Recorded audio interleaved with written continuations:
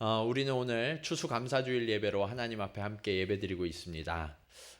사실 이 추수감사하면 하나님이 한 해 동안 우리에게 공급해 주시고 또 우리가 결실케 하신 것에 대한 감사를 드리는 날이잖아요.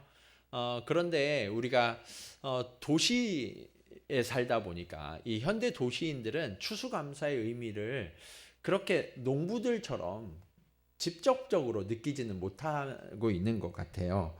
자, 그런데 이 수확이라는 개념을 그냥 무언가를 추수하고 거둔다라는 개념에서 우리의 수입이라는 개념으로 확장시켜야 우리가 이 추수감사의 의미를 제대로 살려서 하나님 앞에 예배드릴 수 있을 것 같아요. 요즘 코로나로 인하여서 많이 힘드시잖아요. 그렇죠? 경기도 많이 불경기가 됐고 그렇게 넉넉하지 못한 그런 상황 가운데에서도 그래도 하나님이 지금까지 우리를 지켜주시고 인도해 주신 그 은혜가 감사하잖아요. 그렇죠? 그동안 참 여러분들 수고 많이 하셨어요. 그래서 우리 옆에 계신 분들하고 이렇게 한번 인사할까요? 한 해 동안 수고 많으셨습니다. 예, 예, 예, 한 해 동안 수고가 참 많으셨어요. 예. 또 여러분들 댁에 가셔서 부부들에게 이렇게 꼭 인사하셨으면 좋겠어요. 여보, 올 한 해 참 수고 많았어요. 예. 그런 격려를 꼭 해주세요. 하나님께서 우리를 지켜주시고 보호해 주셔서 정말 우리의 부족함, 우리의 연약함에도 불구하고 하나님이 공급하시고 채워주셨습니다. 그 하나님의 돌보심과 수고가 잘 나타난 그런 시가 있어서 여러분과 함께 나누기 원합니다. 제목이 대추 하나리예요. 대추 하날. 장석주. 적에 저절로 붉어질 리는 없다. 저 안에 태풍 몇 개, 저 안에 천둥 몇 개, 저 안에 벼락 몇 개. 적에 저 혼자 둥그러질 리는 없다. 저 안에 무설이 내리는 몇 밤, 저 안에 땡볕 두어 달, 저 안에 초승달 몇 날. 대추 하나도 자연의 섭리와 오묘한 조화가 없이는 저절로 붉어질 수도 커질 수도 없다라는 것을 시인이 잘 발견해서 시로 표현한 것 같아요. 마찬가지로 우리가 이 땅을 살아가는데 하나님의 솜씨와 하나님의 섭리가 없다면 우리는 이 땅을 살아갈 수가 없습니다. 많은 분들이 노후를 준비하시죠. 50 넘으시면 이제 노후를 어느 정도 걱정하시면서 준비하실 거라고 생각해요. 그런데 여러분, 노후를 뭐 가지고 준비하세요? 노후를 준비할 때 그 수단이 뭐예요? 뭐를 좀 이렇게 준비하고 계시나요? 대부분 돈을 좀 많이 좀 그래도 준비하고 쌓아 놓으려고 그렇게 하시잖아요.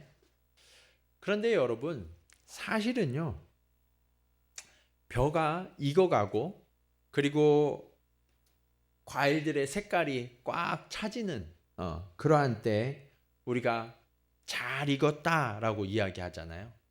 잘 익었다라는 개념은 속이 꽉 찼다라는 개념이에요. 겉으로 뭐가 많고 부유하고 그냥 보기 좋은 게 아니라 속이 꽉 차야 그것이 잘 익었다라고 하죠. 그리고 그것이 잘 익으면 어떻게 돼요? 잘 익으면 추수해서 곡간에다가 이것을 저장하죠. 마찬가지로 우리의 인생도요, 잘 익어가야 돼요. 우리가 잘 익어간다는 것은 돈이 많고 명예가 높고 권력을 가졌다는 게 아니에요. 하나님이 보시기에 하나님이 목적하신 대로 속이 꽉 차서 하나님이 거두실 때가 됐을 때 그것이 익어가는 거죠. 그래서 우리의 영혼이 꽉 채워져야 우리는 잘 익은 거고요. 그리고 하나님의 천국 창고에 들어갈 자가 되는 거거든요. 그러므로 여러분, 우리가 이 추수의 계절에 어떻게 하면 우리는 익어갈 수 있는가? 그것은 바로 우리의 농부 대신 그 하나님 앞에 나 자신을 전적으로 내어 맡기는 믿음이 있을 때 우리는 익어가요. 내가 익히는 것이 아니라 하나님의 섭리하심으로 익어가거든요. 그 하나님 앞에 모든 것을 내어 맡기는 믿음을 뭐라고 그러냐? 자족하는 믿음이라고 그래요. 자족하는 믿음. 자, 그렇다면 우리는 어떻게 하면 자족하는 믿음을 가질 수 있는가? 자, 첫 번째로 우리가 자족하려면요, 하나님의 말씀으로 자족하게 돼요. 뭘로 자족하게 돼요? 네, 말씀이 있어야 자족하게 돼요. 사전을 찾아보니까 자족하다라는 것은 스스로 넉넉함을 느낀다라는 의미더라고요. 네. 그런데 사람은 스스로 넉넉함을 느끼느냐? 그렇지가 않다는 거예요. 오늘 본문의 앞절인 3절을 한번 보시겠습니다. 3절 보시면 이렇게 말씀하고 있어요. 나는 지혜를 배우지 못하였고 또 거룩하신 자를 아는 지식이 없거니와. 여러분, 우리의 인간은요, 자족함은커녕 결핍이 있다는 거예요. 큰 공허함이 있어요. 영혼에 구멍이 있어요. 그런데 이 큰 결핍이 무엇 때문에 생겼느냐? 하나님을 아는 지식이 없어서. 그래서 우리가 이 결핍을 채우지 못하면 어떤 상태가 되냐? 그 바로 앞절인 2절에 이렇게 기록되어 있어요. 우리 같이 한번 읽어볼까요? 자, 시작.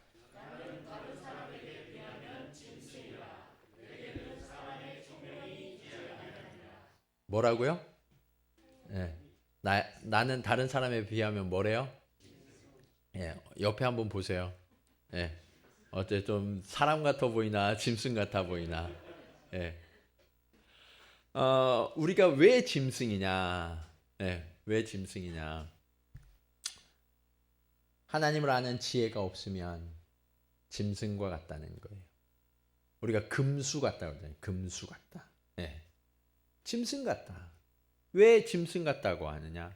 우리를 처음 지으신 하나님, 그 하나님의 눈에 보실 때 우리가 처음에는 너무나 존귀하고 아름다운 존재였어요. 그런데 그 하나님으로부터 멀어지면서 우리는 어떻게 됐어요? 짐승과 같은 존재로 타락하게 되었다라고 말씀하고 있는 거예요. 그래서 사람다움의 가장 중요한 게 뭐냐? 사람다움.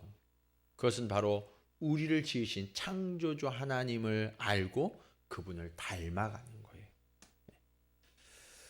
그런데도 요즘 우리 사회를 보면 이 믿음, 성경에 대한 권위가 점점 상실되어져 가는 것 같아요.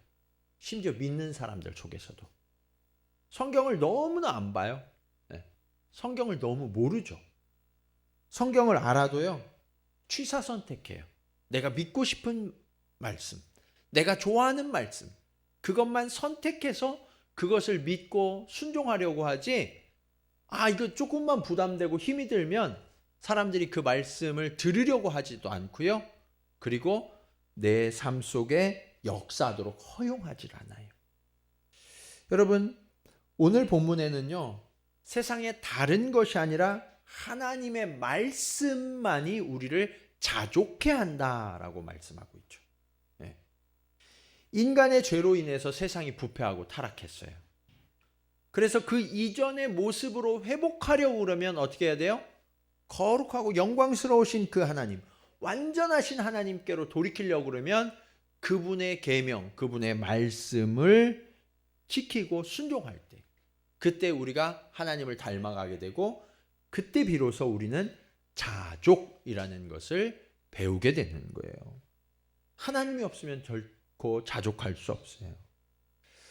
그런데 여기에서 우리 그리스도인들이 말하는 넉넉함, 이 자족함과 세상이 말하는 넉넉함, 이 부요함의 개념을 우리는 구별할 수 있어야 돼요.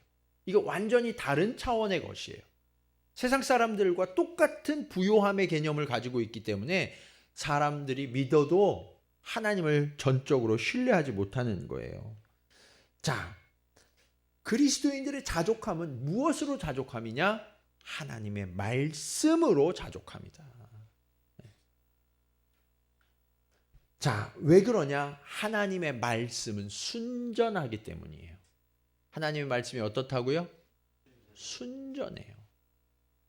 그래서 하나님의 그 완전하심을 닮으려면 순전하신 하나님의 말씀으로 나를 충만케 하고 내가 자족해야 그때 비로소 내 마음에 넉넉함이 생겨나는 거예요. 돈이 많다고 넉넉함이 생기는 게 아니라는 거예요. 여러분, 하나님은 말씀이시죠. 그래서 그 하나님과 만날 수 있는 통로가 뭐예요? 말씀인 거예요. 그 하나님을 만나야죠. 자, 그러면 그 하나님을 우리가 어떻게 대해야 하는가? 그 하나님의 말씀을 우리가 어떻게 대해야 순전하게 될까? 자, 6절 말씀입니다. 우리 같이 한번 읽겠습니다. 자, 시작. 너는 그의 말씀에 더하지 말라. 그가 너를 책망하시겠고 너는 거짓말하는 자가 될까 두려우니라. 여러분, 하나님이 뭐라고 말씀하세요? 하나님의 말씀에 더하면 된다, 안 된다? 안 된다. 더하지 말라. 사람들은요, 신앙생활을 하다 보면 나도 모르는 사이에 경계가 허물어져요. 그래서 하나님의 말씀과 내 사고가 그냥 합쳐져서 내 뜻이 하나님의 말씀인 줄 알아요. 사실 이런 것을 제일 두려워해야 될 사람이 저 같은 목회자들, 그리고 우리 목자님들. 하나님의 말씀과 내 것이 섞여져서 그냥 내 말이 하나님의 법이야, 이러면서 우리가 주장하는 경우들 많잖아요. 교회에서 분쟁이 일어나는 경우들은 다 이런 경우예요. 하나님의 말씀을 내 것으로 대체하기 때문이죠. 여러분, 나의 생각, 나의 사상, 나의 전통, 어떤 교회의 오래된 습관, 이런 것들이 하나님의 것을 대체할 수 없어요. 그래서 우리는 어떻게 해야 되느냐? 날마다 주의 말씀에 비추어서 이것이 사실인가 하고 점검해야 돼요. 이걸 누가 잘했대요? 베레아 교인들이 잘했다라고 이야기하잖아요. 네. 그래서 교회도 전통이 오래되다 보면 어떻게 돼요? 거기에 자꾸 의식, 전통, 이런 격가지들이 막 생겨요. 문화, 이런 것들이. 그러면서 그것이 하나님의 말씀을 오히려 대체하는 경우들이 있어요, 없어요? 있어요. 있는 정도가 아니라 매우 많아요. 그래서 늘 가지치기를 해야 돼요. 순전한 하나님의 말씀만 남기고 나머지는 가지치기를 늘 해야 되는 거예요. 그래서 더해서는 안 된다는 거예요. 물론 우리가 하나님의 말씀을 받으면 해석하고 적용을 나눌 수는 있어요. 그렇지만 그것이 하나님의 말씀 그대로의 권위를 가질 수는 없어요. 이것을 우리가 잘 분별해야 돼요. 그래서 우리 교회는요, 하나님의 말씀을 잘 분별하는 교회가 되기를 축원합니다. 그러려면 여러분들이 깨어 있어야 돼요. 제가 말씀을 자꾸 보자고 하는 것도 그거예요. 목사가 헛소리 하는지 안 하는지. 그거 성도들이 구분하지 못하고 아무 때나 아멘 하면 안 돼요. 네. 그걸 잘 구분할 수 있어야 된다고요. 자, 반대로 반대의 현상도 있어요. 마태복음 5장 18절로 19절 말씀입니다. 진실로 너희에게 이르노니 천지가 없어지기 전에는 율법의 1.1획도 결코 없어지지 아니하고 다 이루리라. 그러므로 누구든지 이 계명 중에 지극히 작은 것 하나라도 버리고 또 그같이 사람을 가르치는 자는 천국에서 지극히 작다 일컬음을 받을 것이요 누구든지 이를 행하며 가르치는 자는 천국에서 크다 일컬음을 받으리라. 여러분, 하나님의 말씀은 1.1획이라도 없어져요, 안 없어져요? 안 없어져요. 그래서 하나님의 말씀을 취사 선택하는 것은 굉장히 불경한 일이에요.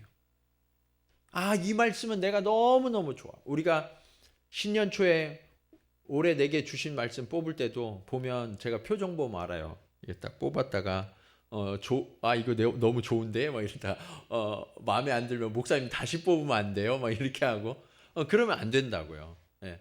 하나님의 말씀은요, 다 나에게 유익하고요, 나를 바르게 하는 교훈이 되는 거예요.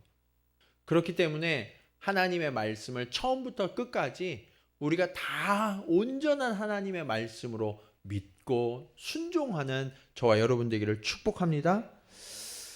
그 하나님의 말씀이요, 때때로 나에게 부딪혀 올 때가 있어요. 그 말씀을 듣는데 너무 아픈 거예요. 내 삶을 통째로 뒤집어 엎는 것 같은 그러한 일들이 일어날 때가 있죠. 그때 우리는 어떻게 해야 되느냐? 내 삶이 완전히 무너진다 할지라도 하나님 앞에 돌이켜서 순종해야 되는 거예요. 하나님께서는 그렇게 우리를 이끌어 가시거든요. 사랑하는 여러분, 하나님의 말씀은 선포되었습니다. 이 하나님의 말씀을 우리가 온전히 붙들고 살아갈 때에만 우리는 자족을 느낄 수 있게 돼요. 세상의 다른 것을 바라보고 그것을 따라가기에 분주한 걸음을 이제 좀 멈추고 하나님의 말씀으로 저와 여러분의 삶을 가득 채워서 하나님 보시기에 정말 추수할 때가 준비되는 그러한 저와 여러분의 영혼이 되기를 간절히 축원합니다. 자, 하나님의 말씀을 그렇게 순전함으로 대하면 어떤 일이 일어날까요? 자, 두 번째로 하나님의 보호하심으로 우리는 자족하게 돼요. 우리가 자족하려면 다른 것으로 자족할 수 없고 하나님의 보호하심이 있어야 된다는 거예요.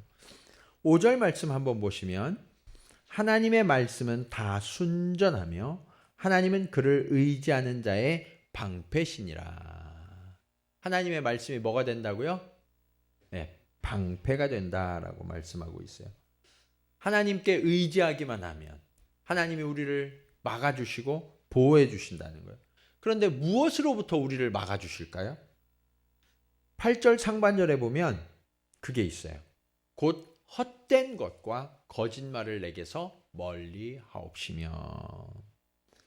하나님의 말씀을 붙들어야 세상의 헛된 것과 거짓된 것으로부터 우리를 분별하게 되고 우리를 지켜준다는 거죠. 세상은요, 혼돈과 혼탁, 거짓이 뒤섞여져 있어요. 그래서 어느 것이 진리이고 사실인지를 잘 분별하기 어려운 시대를 우리가 살아가고 있죠. 우리가 사는 현대사회를 가리켜서 사회학자들은 정보화 사회 또는 지식사회라고 이야기해요. 그러다 보니까 그 어느 때보다도 수많은 정보들이 막 쏟아져 들어오죠. 여러분들 인터넷 켜보세요. 어떤 거 하나만 검색해도 굉장히 많은 지식과 정보들이 쏟아져 들어오잖아요. 근데 문제는 뭐냐면 거기에서 어떤 게 사실이고 어떤 게 유익한 것인지를 잘 알 수 없다는 데 있어요. 예전에는 뉴스에서 발표되면 그것이 사실이었어요. 그리고 어느 학자가 책에 쓰면 그것이 굉장히 권위 있는 말이 되어서 사람들이 인용하는 말이 됐죠. 그런데 요즘에는 어때요? 사람들이 뉴스도 잘 안 봐요. 그리고 뭐 봐요? 유튜브 보면서 편향된 한쪽의 시선으로 자기를 완전히 몰아가죠. 어떤 게 사실이고 진실인지 구분할 수 없는 너무나 많은 혼탁한 정보 속에서 우리가 헤매이고 있죠. 자, 예를 들어서요. 기독교 지식을 인터넷으로 검색하면 의외로 빨리 뜨는 것들이 뭔지 아세요? 이단의 사상들이에요. 이단들이 거기에 답을 엄청나게 많이 달아놨어요. 네. 이거에만 열중하는 사람들이 있거든요. 그래서 우리가 인터넷으로 성경 지식을 검색하면 꼭 점검을 하셔야 돼요. 성경을 가지고. 네. 그렇지 않으면 아예 물어보세요.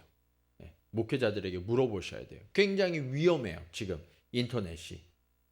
너무나 심각한 정보의 홍수 속에 우리가 지금 휩쓸려 가고 있는 거예요. 그렇다면 이러한 이 혼탁한 세상 속에서 우리를 지켜줄 수 있는 유일한 근거가 뭐냐? 기준이 뭐냐? 그게 바로 말씀이라는 거예요. 그래서 이 말씀이 변함이 없는 저와 여러분의 방패가 되어줘요. 이 방패를 가져야 우리는 거짓되고 헛된 것으로부터 비로소 우리를 지켜낼 수가 있는 거예요. 다른 것을 기준을 두고 생각하지 마세요. 너무 복잡해요. 요즘 저에게 상담하는 이런 성도들, 청년들 이야기 들어보면 말씀이 잘 안 들어있고 자기 기준, 자기 생각들이 너무나 많이 들어있어요. 그러니까 복잡하고 결론을 내릴 수 없는 거예요. 그러나 하나님의 말씀은 굉장히 명확하고 그 기준이 분명해요. 그렇기 때문에 제가 아까도 광고 드렸지만 11월부터 우리가 이제 하나님의 말씀으로 다시 집중하는 시간을 가지려고 그래요. 이것은 신청한 몇몇 분만 하는 게 아니라 온 교우가 함께 참여하는 일이 되어야 해요. 한 분도 빠짐없이 예외 없이 온 교우가 다 참여하셔야 돼요. 작년에 한 번 했는데 나는 또 해야 되나요? 또 하셔야 돼요. 예. 그래서 제가 몇 번까지 한다고 그랬냐면 처음 시작할 때 5번까지 하겠다고 그랬어요. 5번. 그래서 온 교우가 최소한 성경 5독은 하도록. 그 다음에는 이제 스스로 읽어서 10독하고 100독하고 이렇게 되셔야 돼요. 왜 그러냐? 말씀만이 우리를 변화시키기 때문에 그래요. 다른 것으로 우리의 삶을 바로잡고 변화시킬 게 없어요. 그럼 왜 그렇게까지 해야 하느냐? 로마서 3장 4절 말씀은 이렇게 말씀하고 있어요. 그럴 수 없느니라. 사람은 다 거짓되되 오직 하나님은 참되시다 할지어다. 기록된 바 주께서 주의 말씀에 의롭다함을 얻으시고 판단받으실 때 이기려 하심이라 함과 같으니라. 여러분, 사람은 다 어떻대요? 거짓돼요. 네. 나는 거짓되지 않은 것 같아서 대답 못 하셨어요? 네. 사람은요, 누구나 다 거짓되다는 거예요. 그런데 이 거짓과 정욕에 물든 마음을 이기게 하는 게 뭐냐? 그것이 주의 말씀의 능력이라는 거예요. 그래서 여러분이 그 말씀에 매여서 매 순간 삶을 점검하고 사셔야 되는 거예요. 그래서 매일 큐티를 하시도록 권면해 드리는 거예요. 우리는 지금 어느 때보다도 불확실하고 불분명한 시대를 살아가고 있어요. 그 어느 것도 여러분을 안전하고 평안하게 지켜줄 수 없죠. 16세기 종교개혁이 일어나던 당시에도 그랬어요. 그때 사람들이요, 벌떡 일어나면서 뭐라고 외치면서 첫 번째 모토가 뭐였냐면, 종교개혁의 첫 번째 모토가 뭐였냐면 솔라 스크립추라. 이게 뭐냐? 오직 말씀이란 뜻이에요. 오직 말씀. 당대는 종교가 사회를 지배했어요. 그럼에도 불구하고 사회상이 어땠어요? 그 어떤 때보다도 타락해 있었어요. 왜요? 말씀이 가려져 있었기 때문에. 교회 다닌다고요? 저절로 말씀이 깨어지는 게 아니에요. 내가 말씀을 직접 펴서 읽고 묵상하고 하나님과 독대해야 그 말씀이 내 삶을 변화시키고 우리는 그 말씀을 따라가게 되는 거거든요. 여러분, 우리는 다시 한번 종교 개혁의 기치를 들어야 돼요. 여러분의 기준이 다른 것이라면 오직 하나님의 말씀으로 여러분을 다시 한번 세우시기를 부탁드립니다. 그리고 이 말씀을 들고 일어나서 여러분에게 주신 이 믿음의 방패로 세상의 모든 거짓과 불의를 막아내고 하나님의 의를 선포하는 저와 여러분, 우리 동경지구촌교회가 되기를 간절히 축원합니다. 자, 그때 우리는 자족하게 된다는 거예요. 하나님의 보호하심을 누리고. 자, 마지막으로 우리가 자족하는 믿음을 어떻게 얻을 수 있는가? 하나님의 공급하심으로 자족함을 누릴 수 있어요. 하나님의 공급하심으로. 자, 하나님께서 이스라엘 백성들을 출애굽해서 가나안 땅으로 이끌어 오시면서 이 가나안 땅에 대해서 뭐라고 소개하셨어요? 어떤 땅이라고 말씀하셨죠? 예, 젖과 꿀이 흐르는 땅이라고 말씀하셨어요. 자, 그런데 여러분, 사실 그 땅이 젖과 꿀이 흐르는 땅이었냐? 그렇진 않아요. 예. 여러분, 저와 성경 지리, 성경 공부하실 때 보셨잖아요. 이 땅은요, 사실은 굉장히 가문 땅이에요. 매우 독특한 땅이죠. 그래서 이 가문 땅이 젖과 꿀이 흐르는 땅이 되려고 그러면 어떻게 되냐면 하나님의 하늘의 문을 여셔서 이슬을 가득 채워주셔야 돼요. 이슬로 가득 채워주시고 그 다음에 이른 비와 늦은 비를 보내주셔야만 이 땅이 젖과 꿀이 흐르는 땅으로 변화될 수 있었어요. 하나님은요, 이것을 처음부터 계획하셔서 이스라엘 백성들을 이 가나안 땅으로 불러 올리신 거예요. 하나님을 예배하는 백성이 하나님을 온전히 예배하면 어떻게 하나님이 공급하시는지를 그들의 삶을 통해서 보여주시려고 했던 거죠. 자, 그런데 그렇게 하나님을 믿고 따를 때는 풍성함을 누렸는데 하나님을 거절하고 하나님을 떠나갔을 때에는 어떻게 됐어요? 그 땅이 하늘이 닫히고 가뭄이 일고 동풍이 불고 황충이 들어와서 굉장히 황폐하게 되었죠. 그것을 가장 대표적으로 보여주는 시기가 언제예요? 엘리야 때죠. 엘리야가 아합의 때에 하나님 앞에 기도했더니 3년이나 비가 내리지 않았다라고 말씀하고 있잖아요. 그런데 이것이 하나님과 이스라엘 백성이 처음부터 맺었던 계약이에요. 레위기 26장 3절로 5절 말씀 한번 보시겠습니다. 너희가 내 규례와 계명을 준행하면 내가 너희에게 철따라 비를 주리니 땅은 그 산물을 내고 밭에 나무는 열매를 맺으리라. 너희의 타작은 포도 탈 때까지 미치며 너희의 포도 따는 것은 파종할 때까지 미치리니 너희가 음식을 배불리 먹고 너희의 땅에 안전하게 거주하리라. 여러분 뭐라고 말씀하셨어요? 하나님이 이스라엘 백성들에게 너희가 나를 잘 섬기고 예배하면 이 땅에서 풍성하게 될 거야 라고 말씀하시죠. 자, 그런데 5절을 다시 한번 보여주세요. 5절을 자세히 보시면 여기에 보면 너희의 타작은 포도 딸 때까지 미치며 너희의 포도 따는 것은 파종할 때까지 미치리니 라고 말씀하고 있어요. 이게 무슨 의미냐? 제가 수요일에도 잠깐 느헤미야서 하면서 언급했는데 이스라엘의 추수와 관련된 두 절기를 이야기하는 거예요. 그래서 초실절과 수장절을 하나님께서 이야기하시면서 초실절은요, 오늘날로 치면 맥추절이에요. 밀과 보리를 따는 시기. 그리고 추수감사주일은 지금 우리는 벼지만 이스라엘은 올리브와 포도를 땄어요.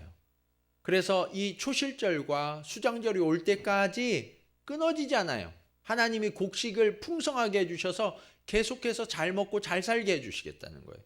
그리고 수장절이 돼서 다시 초실절이 올 때까지, 그때까지 또 하나님이 공급해 주셔서 그 공급함이 끊어지지 않게 해주시겠다 하는 것이 하나님의 약속이에요.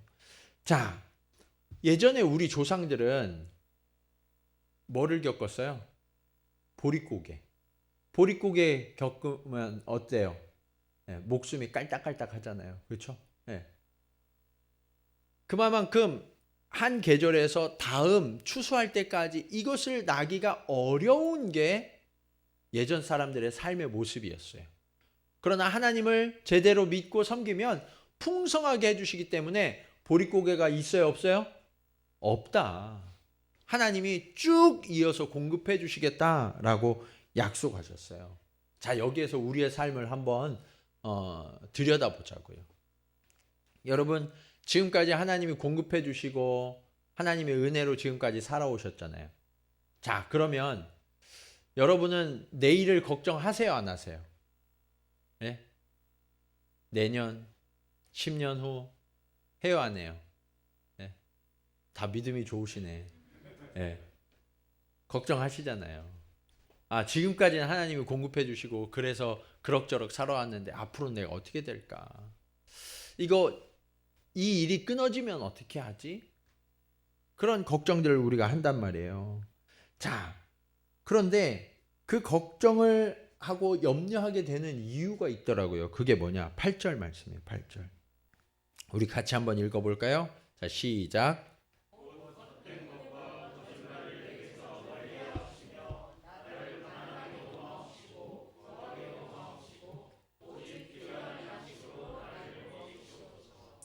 아멘. 아멘을 안 하시네. 좀 넘치게 주시면 좋잖아요. 하나님이. 남게. 그래야 걱정을 안 하는데 딱 맞게 주시니까 쌀독에 쌀이 떨어져 가는 게 보이니까 걱정이 돼요, 안 돼요? 돼요. 걱정이 돼요. 통장의 잔고가 자꾸 떨어져 가는 게 보이니까 걱정이 돼요, 안 돼요? 돼요. 한숨이 막 절로 나오잖아요. 예. 이게 우리의 상태라고요. 그래서 그런지 저는 어려서부터 이 말씀을 읽으면서 너무 짜증이 났어요. 아니, 하나님이 우리 믿는 사람들 좀 복 주셔서 잘 되게 해주시면 좋지. 아, 뭐가 배가 아프셔서 저렇게 믿는 사람들은 지질이 고생하고 안 믿는 사람들이 더 저렇게 떵떵거리면서 잘 살게 해주시는 거야. 이게 어린 저의 불만이었어요. 그런데 제가 커가면서 또 제가 독립해서 경제 생활을 하면서 느낀 게 있어요. 그게 뭐냐면 하나님이 그렇게 하시는 이유가 있구나. 그게 9절에 나와요. 우리 한번 보시겠습니다. 같이 한번 읽겠습니다. 시작. 혹 내가 배불러서 하나님을 모른다. 여호와가 누구냐 할까 하며 혹 내가 가난하여 도둑질하고 내 하나님의 이름을 욕되게 할까 두려워함이니이다. 아멘. 여러분, 사람들이 얼마나 거짓되고 악한지 조금만 배부르고 괜찮으면 하나님을 모른다고 하는 거예요. 여러분은 안 그러실 것 같죠? 네. 제가 목회를 하면서 보니까 정말 힘들고 어려울 때는요, 그렇게 뻔질나게 막 오세요. 오지 말라고 그래도 막 와. 네. 막 와갖고 하나님 앞에 엎드려서 눈물 콧물 쏟고 막 기도해요. 네. 그런데 하나님이 정말 응답해 주셔서 회복이 되고 나면 어때요? 발걸음이 뚝 끊어져요. 와도 뜨문뜨문 오시고. 그리고 예배 드릴 때도 벌써 졸아요. 말씀이 들리질 않아요. 왜 그럴까요? 절박함, 간절함이 없어지기 때문에 그래요. 사실은요, 하나님이 우리를 지으셨잖아요. 그래서 우리를 누구보다 잘 아세요. 그래서 긴장하라고. 이 절박함을 좀 유지하면서 살라고 하나님이 딱 떨어질 때 기도하게 하시고, 기도하면 다시 채워주시고, 또 떨어지게 하시고, 기도하면 다시 채워주시고. 이게 믿는 사람이 누리는 축복이에요, 여러분.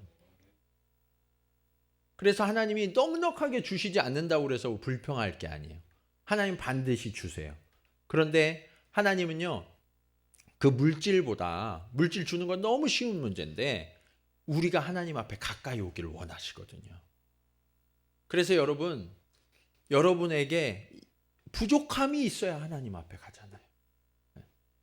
그래서 이 부족함을 감사하시기 바랍니다. 내가 하나님으로부터 멀어지지 않게 하는 하나님의 섭리하심이에요. 예.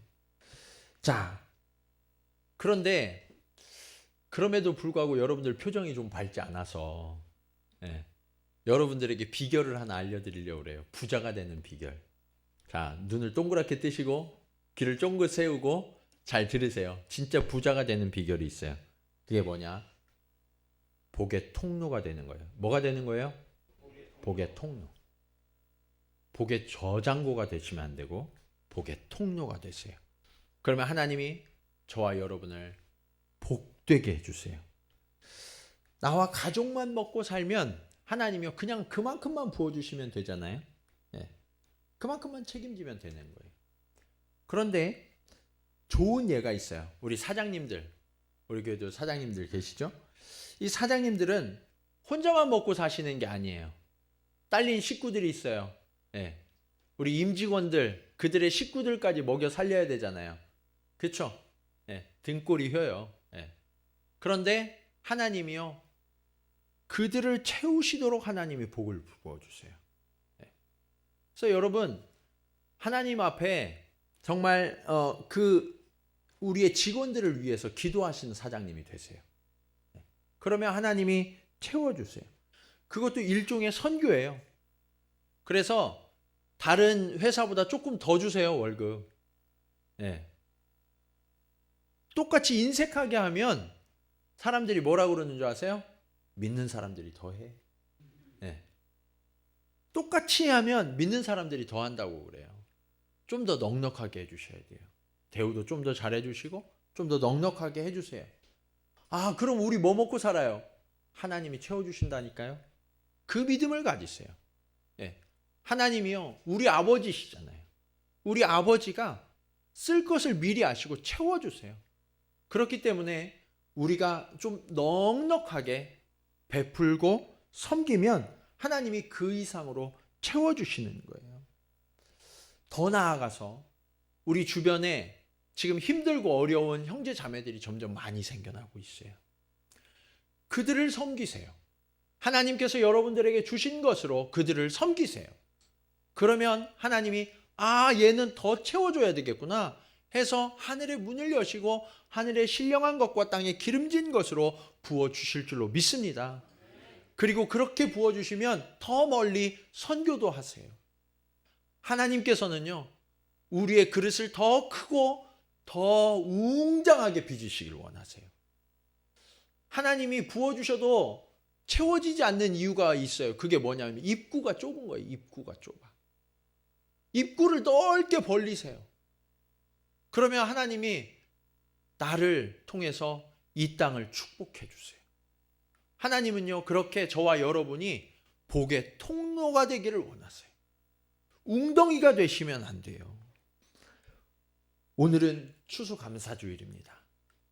하나님께서 우리를 때마다 일마다 도와주셔서 우리를 지금까지 인도해 오셨어요. 그 공급하심이 얼마나 감사해요. 감사하시죠? 네.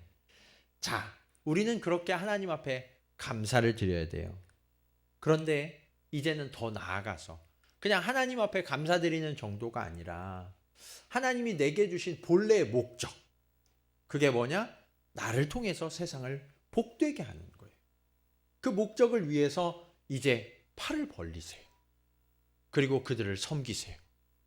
그러면 하나님께서요, 반드시 여러분들에게 축복의 재물들이 많아지게 하고요, 감사의 제목들이 많아지도록 하나님이 역사하실 줄로 믿습니다. 이게 진짜 추수감사의 의미예요. 추수감사는 아까 말씀드렸던 초실절과 수장절에 주의 전에 모든 백성이 올라가요. 모든 백성이 올라가서 하나님 앞에 감사로 드리고 그 감사로 드린 것들을 함께 나눠 먹으면서 잔치를 벌이는 시간이에요. 추수감사는 잔치죠. 오늘 우리는 그 하나님 앞에 잔치에 모인 거예요. 나만 기쁜 것이 아니라 모든 사람이 풍성함을 누리는 그 잔치가 되도록 하나님은 저와 여러분을 초청하셨어요.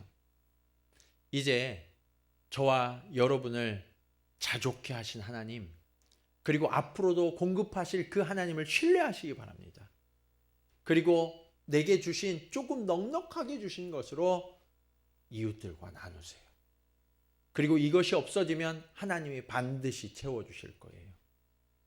이 추수의 법칙, 이 열매의 법칙이 저와 여러분에게 경험되어지고 또 나누어져서 우리 살아가는 모든 삶의 자리마다 하나님의 부어주시는 은혜와 축복이 점점 더 풍성해지시기를 주님의 이름으로 간절히 축원합니다.